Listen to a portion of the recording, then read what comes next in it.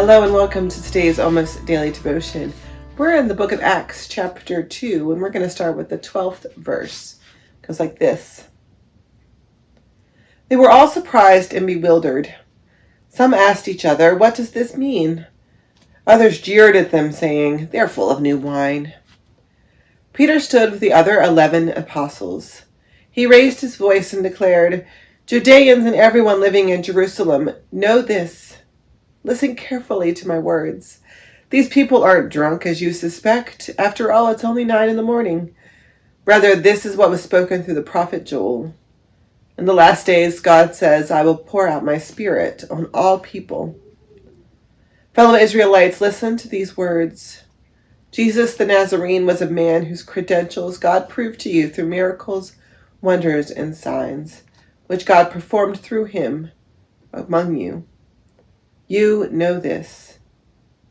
In accordance with God's established plan and foreknowledge, he was betrayed. You, with the help of a wicked man, had Jesus killed by nailing him to a cross, but God raised him up. God freed him from death's dreadful grip, since it was impossible for death to hang on to him. So this is a passage that comes immediately after the more familiar Pentecost story.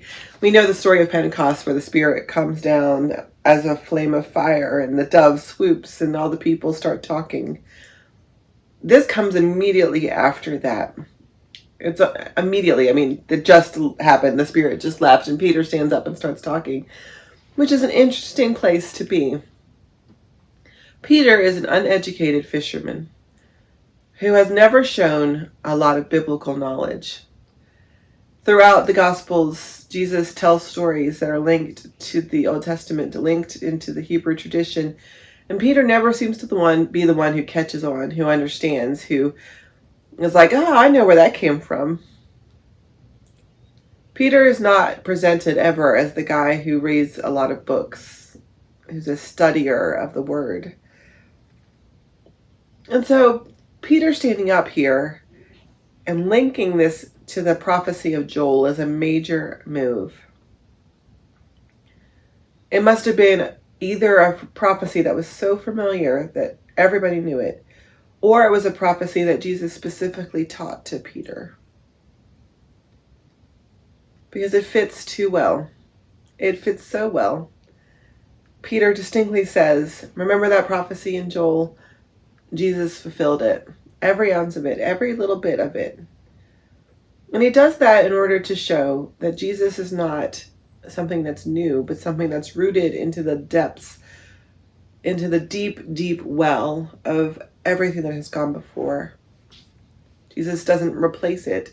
Jesus doesn't make it go away or disappear. Jesus fulfills it, which means that Jesus gives it a deeper, richer, newer meaning. Now, there's often this false dichotomy in the world between tradition and ancient things and what's new. Some of us always have to feel like we have to be part of what's new, that we got to have the newest gadget. We've got to get, if this is the trend, we're on it. I remember the trend of orange lipstick a few years back, and some people hopped right onto it, and I don't think anybody looks good in orange lipstick. But some people just are. That's who they are. They hop onto the trend. They want to be up to date. They want to be cutting edge.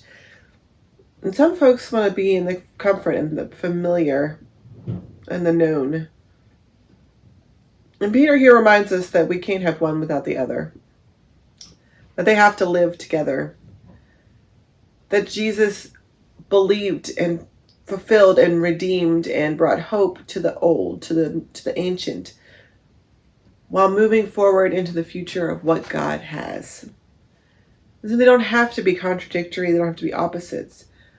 But instead, often when we return to the depth of the real ancient traditions, not the ones just that we're familiar with, but the ancient ones, the ones that have meaning and purpose and prophecy, the ones that tell us this is what it looks like to live as a child of God, we find deeper meaning and purpose.